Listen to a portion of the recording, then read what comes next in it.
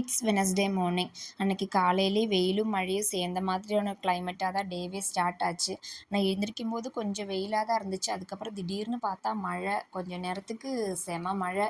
கிளைமேட்டுமே செம்மையாக இருந்துச்சு. நானுமே கொஞ்ச நேரம் அப்படியே வெளியே நின்று மழையை ரசிச்சுட்டு அதுக்கப்புறம் தான் சமைக்கவே வந்தேன். அன்னைக்கு பிரேக்ஃபாஸ்ட்டுக்கு வந்துட்டு தோசையும் கொத்தமல்லி சட்னியும் தான்.